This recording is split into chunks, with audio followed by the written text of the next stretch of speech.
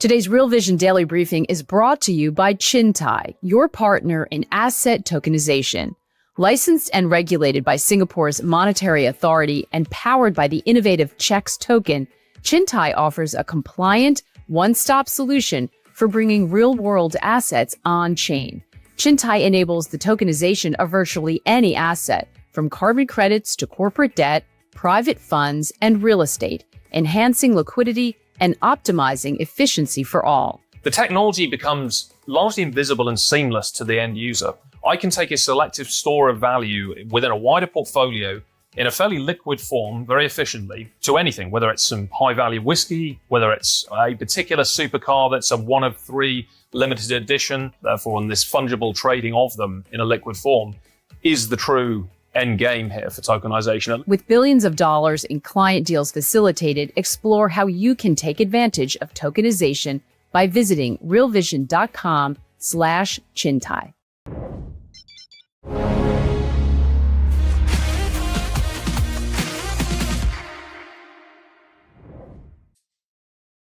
What's the biggest geopolitical risk to the market? Hi, everyone. Welcome to the Real Vision Daily Briefing. I'm Maggie Lake. With me today is Peter Zeihan, chief strategist and author at Zeihan on Geopolitics.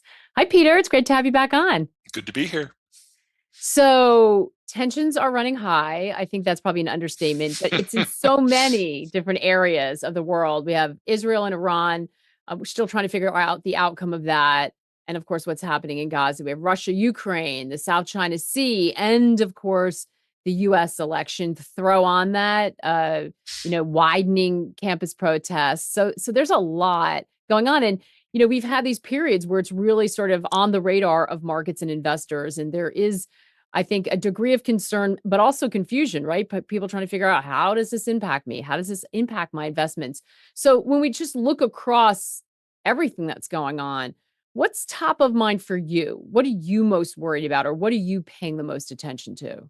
The situation in China has gone from bad to horrific. The new demographic data that's been leaking out in bits and pieces over the last 9 months basically indicates that the replacement generation that the Chinese thought they were going to get back in 2000 never materialized. And now we're in a situation where the birth rate's actually dropped by almost 50% in just the last 5 years. So the capacity of China long-term, not simply to be a manufacturing power with workforce, but to simply exist as a coherent industrial power is now impossible. And it's just a question now of how do we get from here to the end? Obviously, the Chinese government would prefer that end date to be as far in the future as possible. The challenge they're facing, the challenge we're all facing, is that the American birth rate, as low as it is, has now been higher than China's for 30 years. And so they've simply run out of people under age 40. So the only way that the Chinese have found that they can remain any degree of international competitiveness is to force their people to work long hours, subsidize the crap out of all the industries. And since the people are working all the time, push down their consumption and force their capital into government-led investments in some way. Well, that leaves you with this huge overhang of industrial product that has to be exported. And so we're at the beginning edge of what will be the last great wave of Chinese product dumping. It's captured everyone's imagination in the electric vehicle space, and that's very, very real. But that's only one small sliver of what's coming. And unlike previous times when some version of this has happened with one country or another, this time the Americans, the Japanese, and the Europeans are not only ready, they're prepared to put into place trade practices that will smash as much of that incoming product as possible. So we're standing today at the beginning of the greatest trade conflict we have seen since the 1920s. Okay, so there's a lot to unpack there. I have a couple of questions myself, but as we know, our audience always turns up anxious to hear your views. Yeah, they're so shy. I know, and they are shy as well. But very seriously, it's a great point. So you're so right about the electric vehicle space, right? We've seen what's happening there, and we've seen the impact on a lot of the companies in that space, the products in that space. We've been getting a lot of questions about them. Andrew asking, we know that you've been feeling like China has been in this decline. When we're talking about broadening out from electric vehicles, and Andrew, I'm going to paraphrase here. let's take chips, for instance. I think you've been bearish on their ability with chips, but he's saying yet Huawei sold multiple tens of millions of their new phones, hurting Apple sales significantly. So how does that sort of jive with what your thoughts are Sure. about them being unable to, just having to dump this stuff and unable to kind of get these products and get traction in their own country? Because that's a good example of where it looks like they're succeeding. For a fashion, you got to look what's under the hood here, though. Key thing to remember about technology in China is that there's kind of two categories. There's the things that they can do all by themselves without any sort of help from anyone else. In terms of chips, that's 90 nanometer and worse. So basically Internet of Things quality. And then the second category is what they can do when they have external technology that they can apply. And then the third category, I guess if you want to get even more aggressive here, are the things that they can't do at all, but they really, really want to.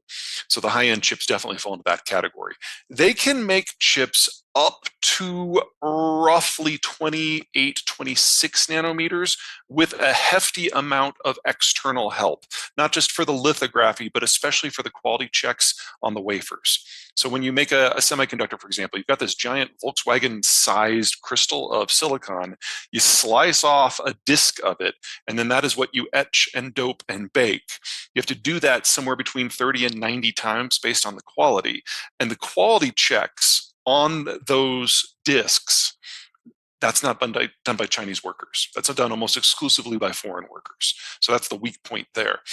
But if you throw in bottomless subsidization, which they have, and a hefty dollop of nationalism, which they're not shy about using, you can get the Chinese population to purchase products that the government basically points them at. And the Huawei situation falls into that category. So what they did was they took an older technology called deep ultraviolet, and they used it to adapt a pre-existing chip design, because they can't do that part even for the dumb chips themselves. And they basically took a crypto mining chip and made it as high-end as they could with the DUV technology, and then stacked it on top of itself to put it into the phone. It was a very brute force way of doing things, very, very power intensive, took up a lot of space in the phone. And on a side-by-side comparison, it might be a fairly fast chip, but only for a certain number of things, and it burns through the battery at light speed. But it was a nationalist success because they were able to do that with the tools they had on hand at the time. I don't mean to say that they weren't clever in doing that, but it wasn't a fresh design. They didn't make it using their own technology. So you don't want to overextend the argument that they've broken free of sanctions. Right. It worked there, but this is not a sort of, a model that they're going to be able to build on and replicate. So Probably not, because they can't design chips themselves. Right. Which is why we see so much tension over the issue of chips. So when it comes to flooding the world, let's just say we say that they start to ramp up the export machine. There was a time when that meant a deflationary force in the world, cheaper prices for consumers. We're coming up on elections. Consumers are pissed off about prices. They don't like things high.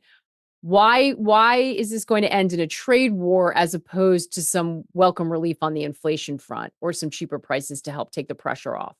Because it's going to be an employment issue. What we've seen since COVID is an explosion in the earning potential for like the bottom third of the job market. Well, that's the third that normally works in manufacturing. So if we're going into an election season and we have Chinese product flooding the market, especially in things like EV, which are not a low-end product for most American citizens, you're talking about job losses in the market that has been most impacted by globalization in the past. It's a story that people find familiar. And so both parties have taken up this very strident anti-China policy, and you now have what's left of the Republicans and what's left of the Democrats basically screaming at each other that they're tougher on China. And considering that everyone's competing for those union jobs, they have a vested interest in doing just that. Yeah. It's like saying you're not going to run on NAFTA now. You're not going to run on open the door to China. Does it look like a full-on trade war regardless of who wins the U.S. election? Yeah, exactly. It would be a difference in style. People forget that on foreign economic issues, Trump and Biden are the two most similar presidents we've ever had. Every tariff that that Donald Trump put into place, save one, Biden has actually codified into the bureaucracy so it outlives him. They're almost the same person from that specific point of view. Do you think do you think the voters know that? Oh, that you're asking me to crap on the vote. Well, I'm not running for office. I don't Because think it that is seems really. like, I mean, to listen to the campaigns, that's not going to be the line. Like, oh, these two guys are the same. There's plenty of issues in which they are very opposed. That's just not one of them. Mm. So, we were having a geopolitical conversation a couple of weeks ago, and somebody, Marco Papich, said that the U.S. election is the macro black hole because it's so hard. Sounds like Marco. Yeah, to game out what's going to happen here. In the past, you've been pretty confident that you don't think Trump could win this.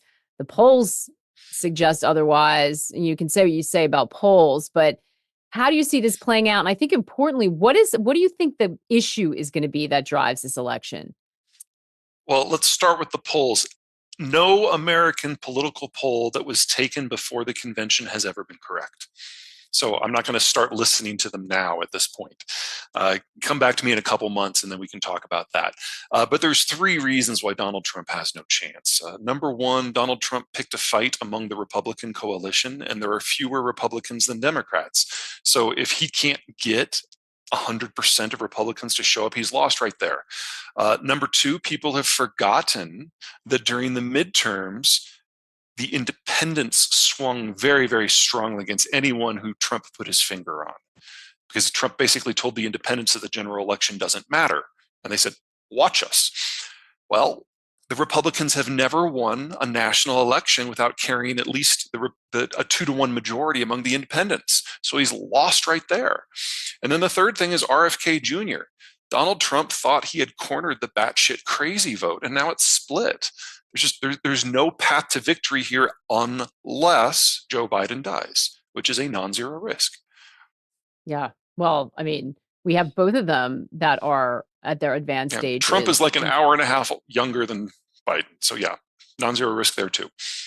I mean, it is hard to quantify what would happen in that event. I mean, does it seem like anybody has a plan if either of them, because you have the health issues on Biden's front, but you have other issues. Well, we don't think health, but we don't know, but we also have this trial and we don't know what's going to come out from that. It doesn't appear that it matters to voters, but does either party have a plan to put someone in place? Do we know even how that would work? And would that be viewed as positive or negative? I mean, these are a lot. It's hard to game that one out. Really matters. On the Democratic side, if Biden were to die before the convention.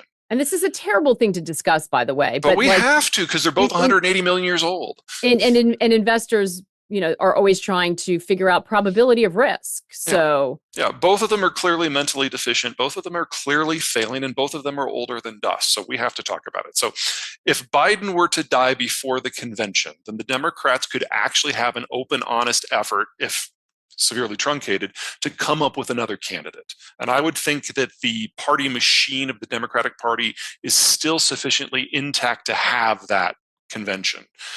If Biden were to die after the convention, then it's Harris and all bets are off. On the Republican side, Donald Trump has gutted the Republican National Committee of everyone who is willing to say anything other than the fact that Trump is a wonderful person and the election was stolen from him. And so that institution is no longer capable of holding any sort of open debate about the future of the party or who a post-Trump candidate would be. You would think, because Nikki Haley actually has a fistful of delegates, that it would automatically be her. But I think it's entirely possible that Donald Trump has so gutted the party that he would still be nominated even if he was dead. No. So I know you've just been out on the road and you've been talking to all sorts of different people for 3 weeks. Does it matter to investors who wins, or who are they most afraid of winning? Yes. The thing to keep in mind about what's going on with the business community, or really the economic community at all, is a better way to phrase that, is that the unions left the Democratic coalition and Trump kicked the business community out of the Republican coalition. So for the first time in the history of the Republic, there's no one who can do math in government. They're completely on the outside. It's a very uncomfortable position for both, especially for the business community. But until the parties settle and reform, which is still a few years away, this is just the environment that we're in. And so it's a question of, which side of this poisoned coin do you want to take a bite out of? Yeah.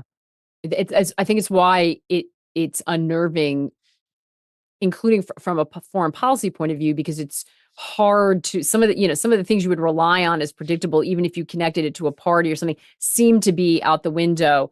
What about the Fed? Because that was a story that blew up over the weekend, that if he were elected, Trump may try to bring the Fed under the executive branch, give the president more power over what the Fed does. It was knocked down pretty quickly, but it did seem like a trial balloon that was floated.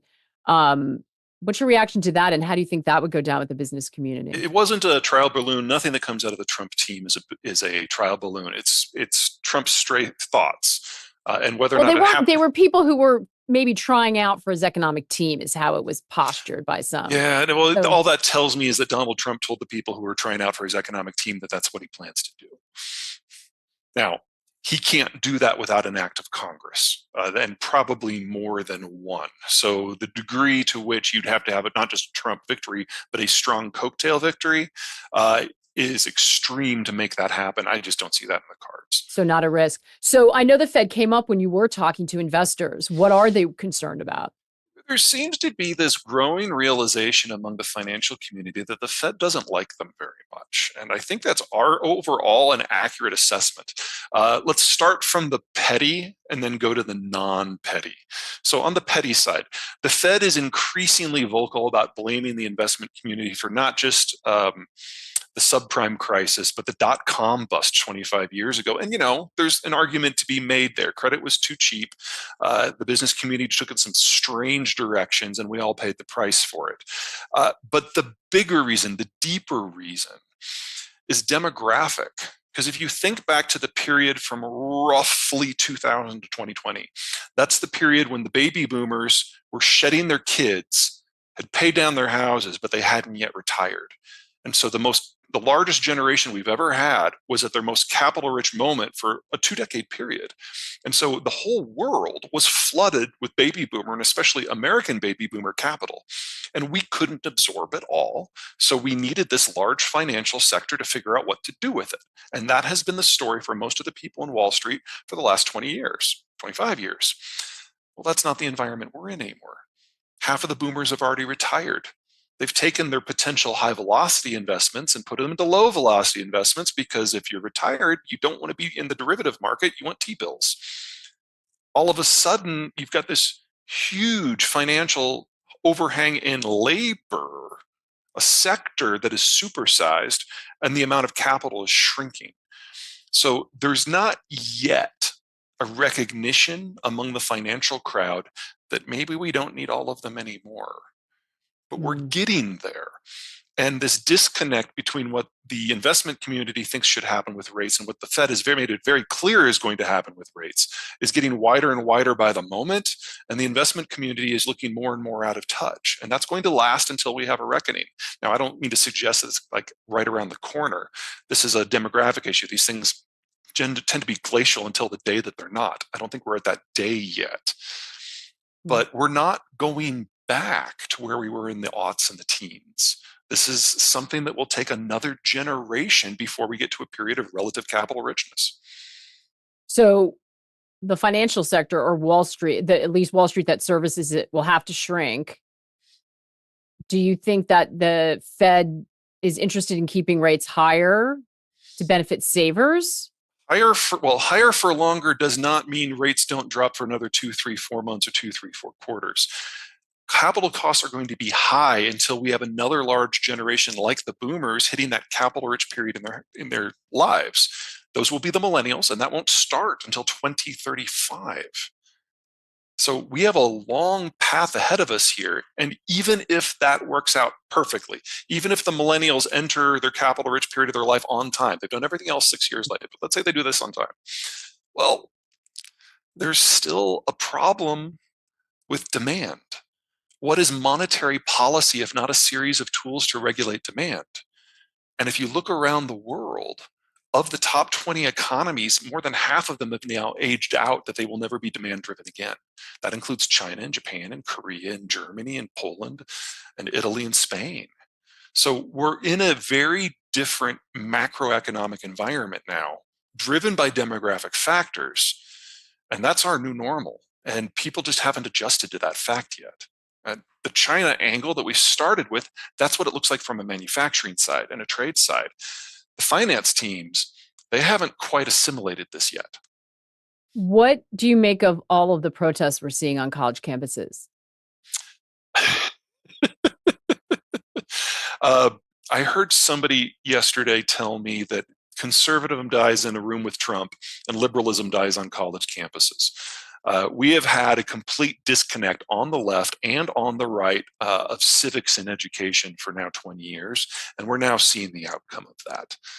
Unfortunately, I don't think there's much of an economic angle to this, and I hope that it's not going to last too long. But you combine that with social media in an election year, and we're going to have some weird shit go down between now and November. This is one Yeah. of it. I ask because, although they're kind of being tagged under this um, Palestinian issue or response to what's happening with Israel and Iran, they're not just in liberal colleges in the Northeast anymore. It's kind of spreading everywhere. And this is a very large voting bloc if they ever decide to go to a poll, which they haven't really done. But if they do, we don't know. We don't know what that would mean. From a data point of view, I'm not saying this from an ethical or moral point of view, but from a data point of view, it's really good that it's spread because it'll give us an idea for how many of these protests are real involving students versus from bad actors who have come onto college campuses, which very clearly went down in the Ivy League schools.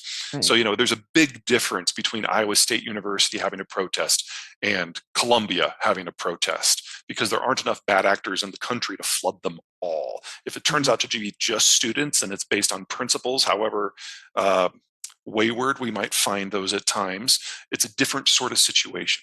Yeah.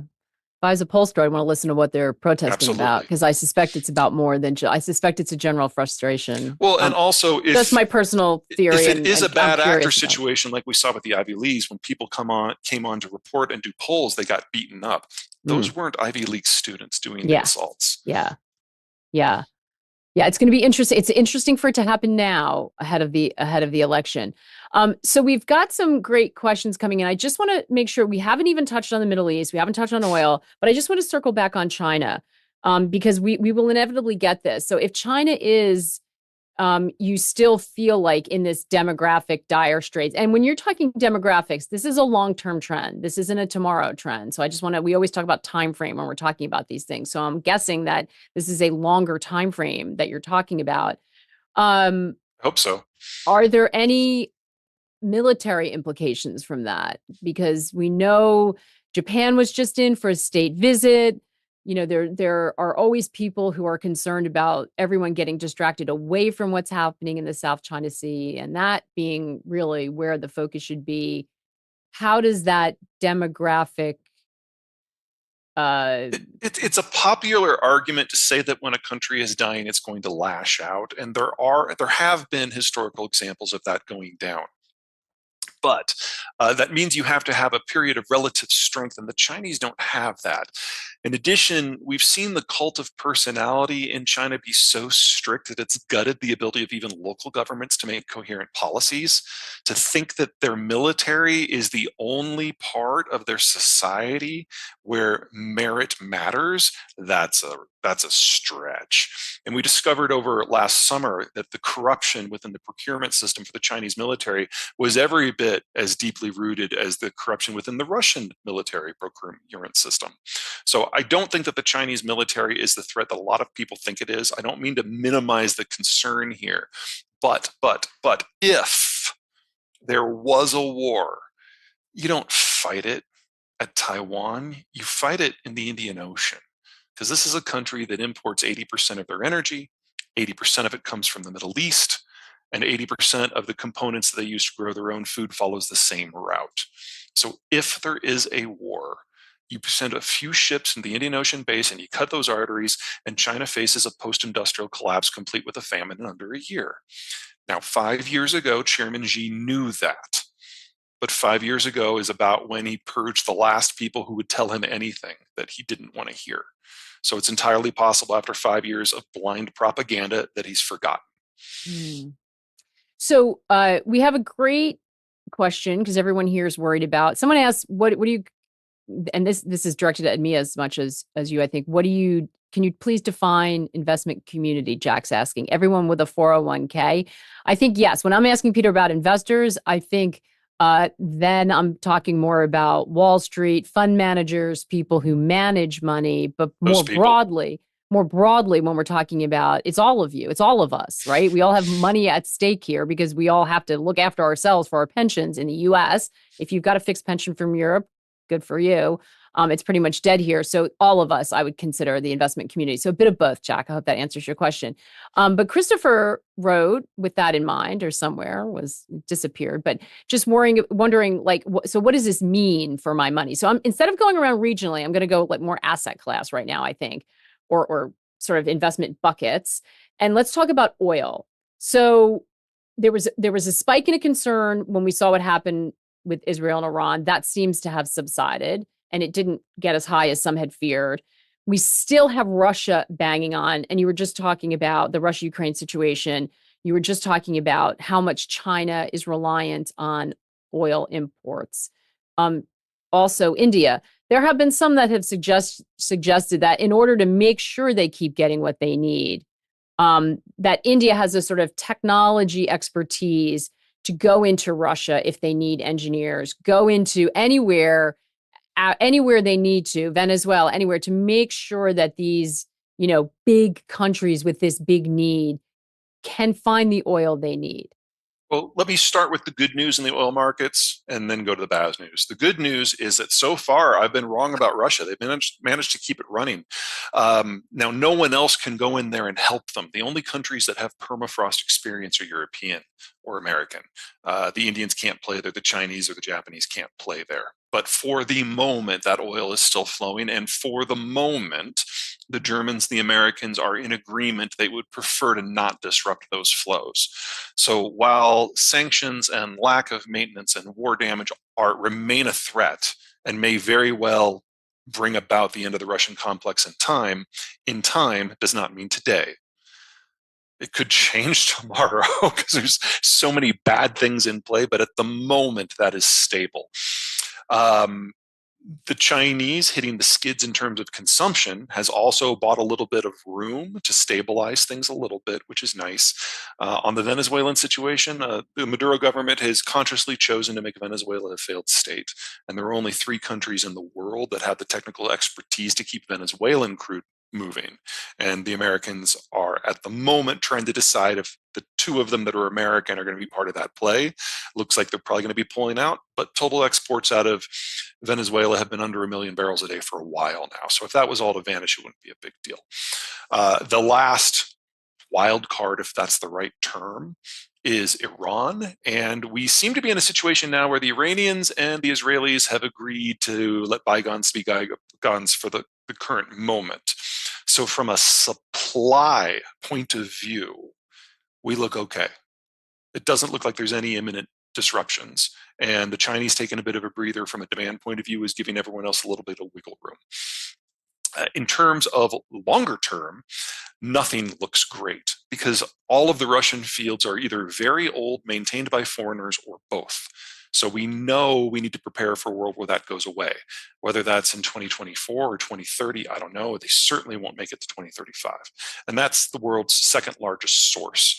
As for the Persian Gulf, the Iranians and the Israelis may be getting along at the moment, but if Israel, Saudi Arabia, the Gulfies, the Americans, and the Turks have their way, we're going to have basically all of the Arab countries on one side and Iran on the other. And in that sort of environment, both sides will perceive it's in their best interest to inhibit oil exports because it would drive up the prices for whoever is able to keep the market supplied.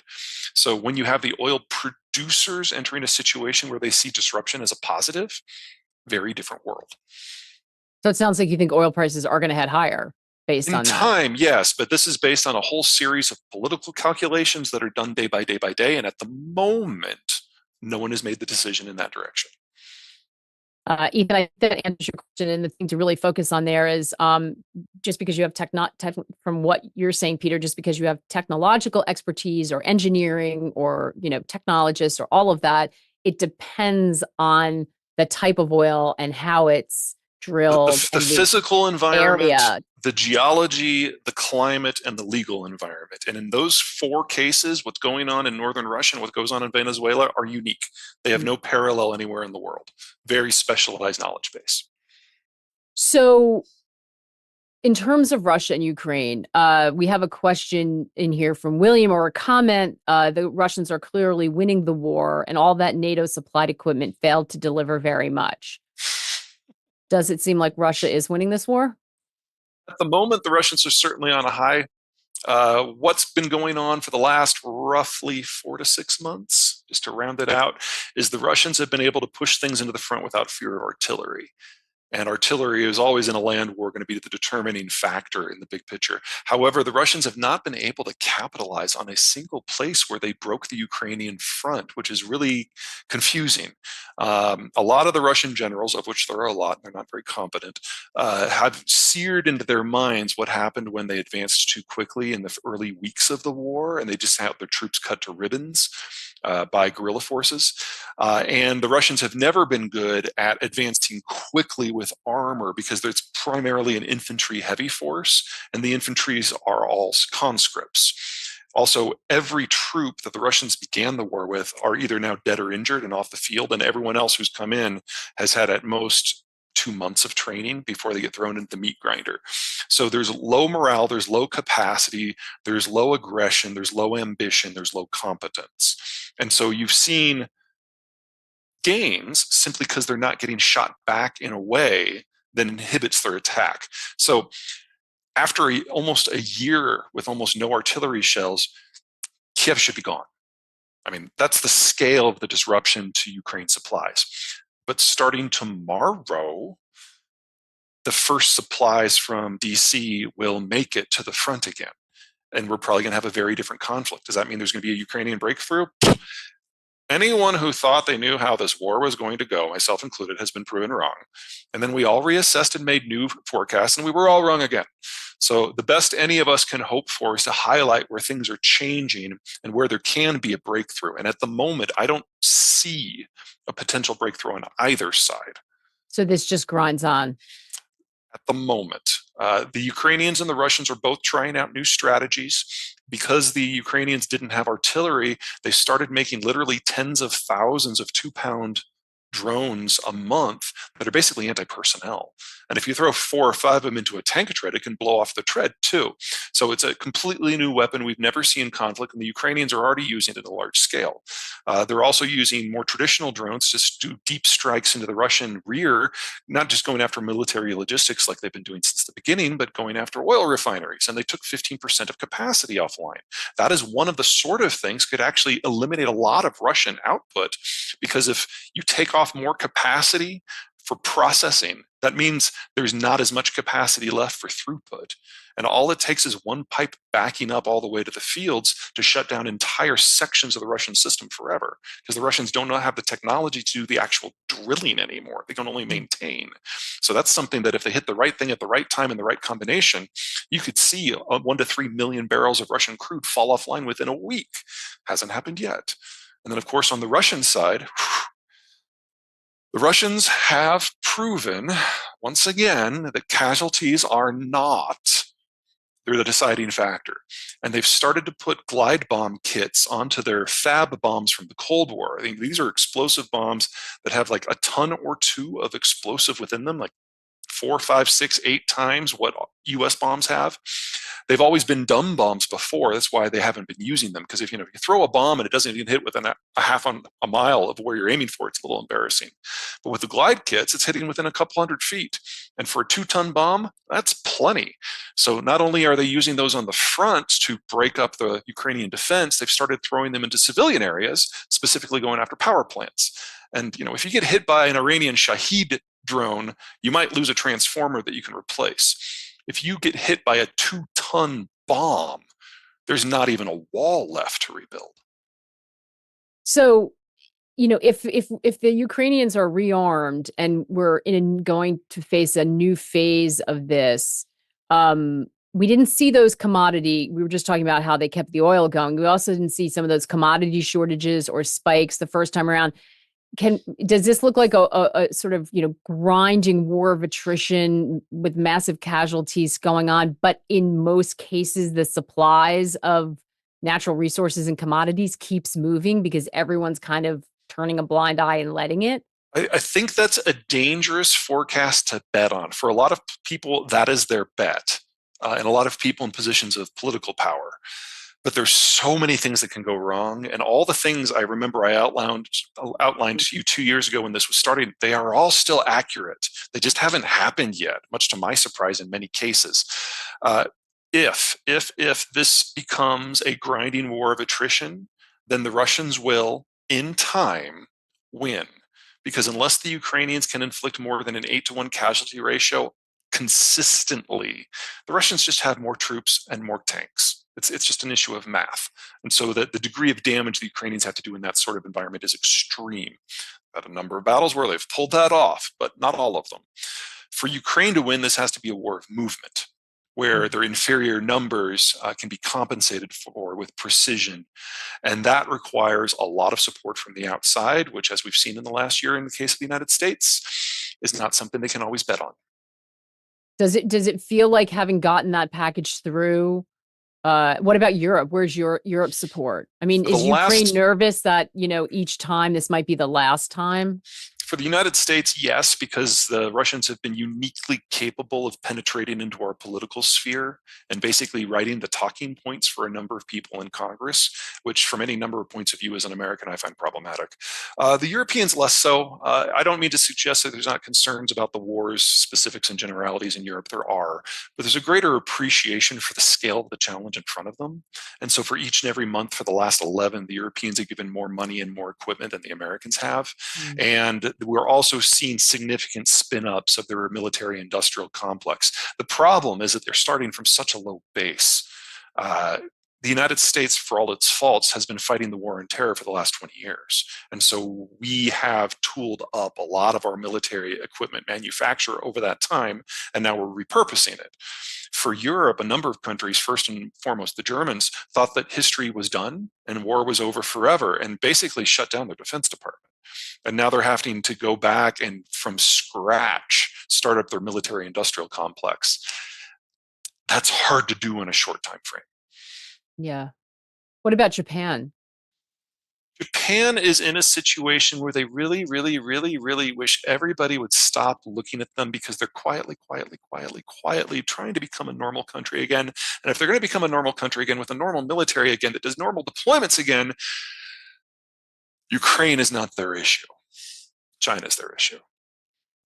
They just put into full sea trials one of their new carriers, which was supposedly a helicopter destroyer. Stupid marketing. It's now been converted to do fighter jets for real. So Japan has rejoined the ranks of countries that have fully functional aircraft carriers. And that is something that is going to give the Chinese heartburn as long as they're around. Yeah. Do you feel like the relationship between Japan and the US is at a different stage now because of the threat of China? Yes. Well, it's not just because of China, although that was definitely a prompt.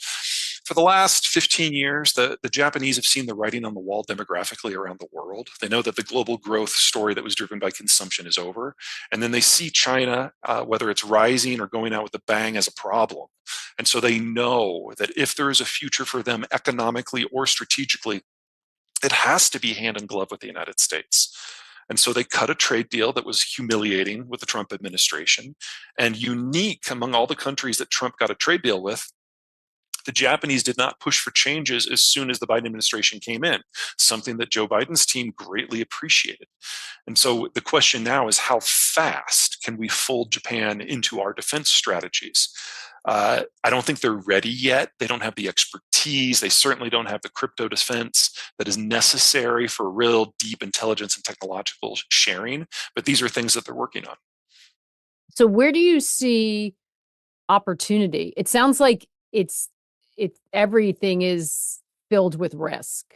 Is there any opportunity? Almost every risk has an opportunity on the other side. So, for example, if I'm right about China, about the way this is all going to end, if we still want manufactured goods, we just have to build them ourselves. And I would argue that the business community has been at least subconsciously moving in that direction for a few years. We've seen industrial construction spending increase by a factor of 10 in the last 5 years, which means it predates Biden and it predates the CHIPS Act. So I'm not suggesting that government can't be, theoretically at least, a positive contributor to this trend, but it isn't necessarily necessary.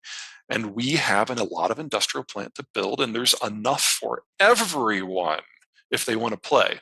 Some places so the private sector, is it because they are making their supply chain more resilient? They're just doing it themselves? Motivations vary company by company and sector by sector. That is definitely one of the top three. So, because there have been some people who suggested this sort of, deglobalization is actually, there's more rhetoric about it than actuality, than reality, that it's not happening to the extent that people like to talk about it or specifically campaign about it. I think we're still in the early days. We haven't seen the major disruptions because of political reasons. I think we will get there this year when it comes to things like EVs. So you see anyone who can own their own manufacturing as being attractive, or somebody that can seize the opportunity, or a manufacturing themselves? The challenge we're seeing already is that the model's shifting.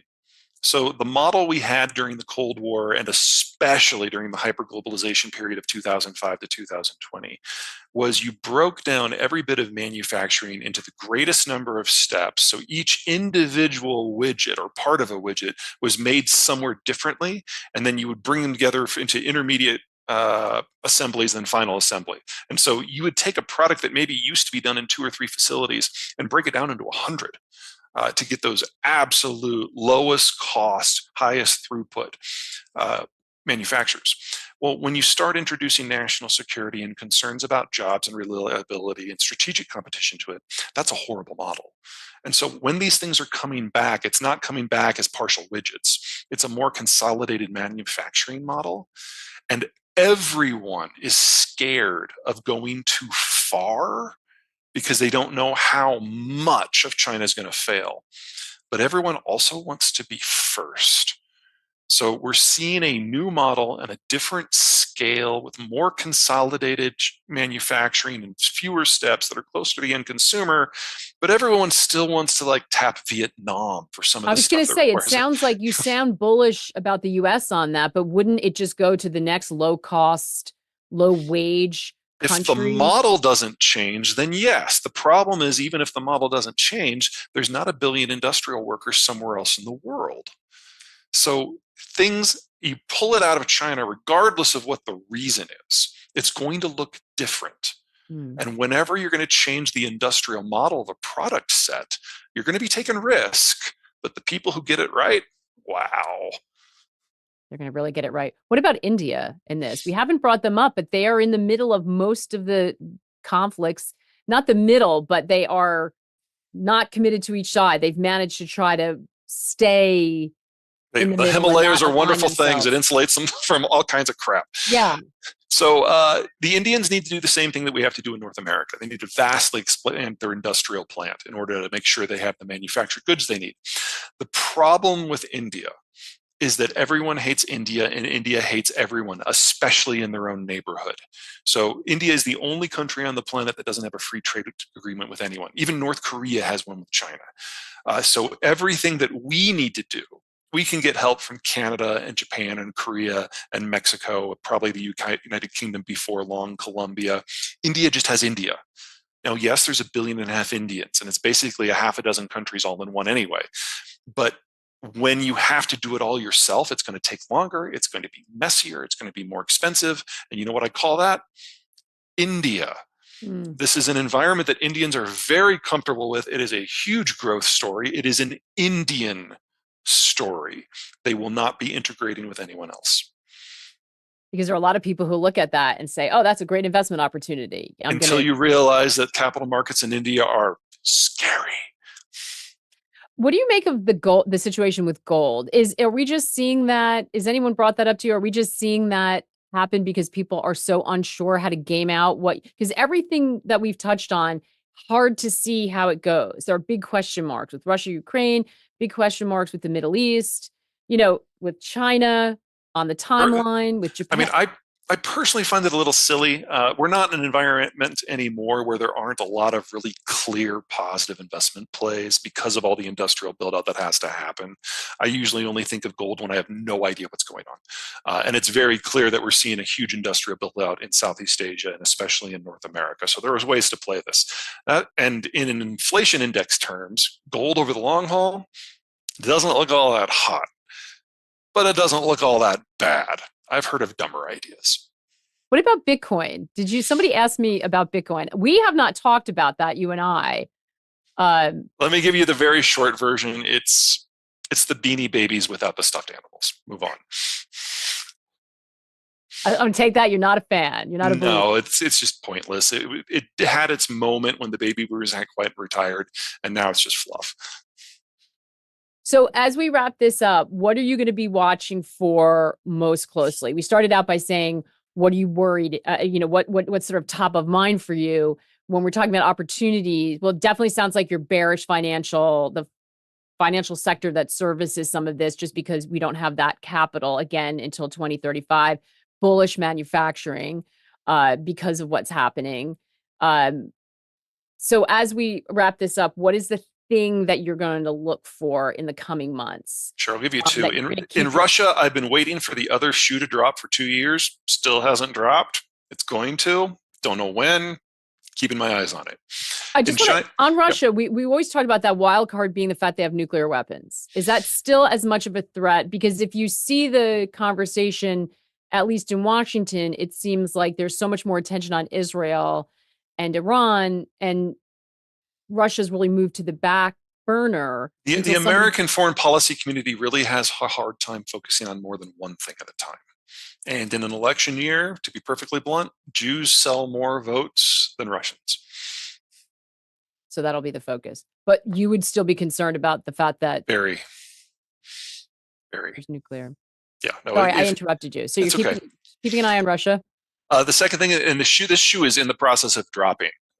The various bureaucratic support elements within the U.S. executive branch, as well as the European Commission in Europe, are drafting how they want to attack the Chinese industrial base and the export surge. The question is not whether, it's the specifics of how and when. And we're going to see movement on that easily before the elections. And what's the response from China? The problem that what does that look like for consumer? If we're not getting their cheap goods, what's the alternative? The problem is that the best way that the Chinese can retaliate is to do something that restricts their exports. And that's not something that helps them. So they have to look for something where they have a bit of leverage, where it doesn't translate into a direct boost for American and European manufacturing. And I think the place you'll see that the most is in processed materials. So, for example, turning bauxite into alumina, turning steel into pig iron, turning lithium concentrate into lithium metal. If you remember to last year, they did this with germanium and gallium.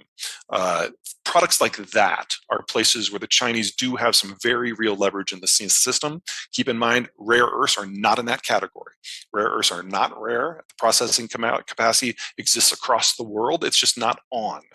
If we did have a shortage of rare earths, it would be spun up in 6 to 12 months. But there are other things that are very, very real. Peter, is always super thought-provoking to have you on. We love catching up with you. We had some great questions. Appreciate all of your deep thinking to those who are watching. Fantastic stuff. And we hope we get a chance to talk to you again, because this election is going to be one for the books, I think. One for the books. Who knows what's going to happen? So we'll check in with you as we get closer. Great. Awesome. Thanks so much.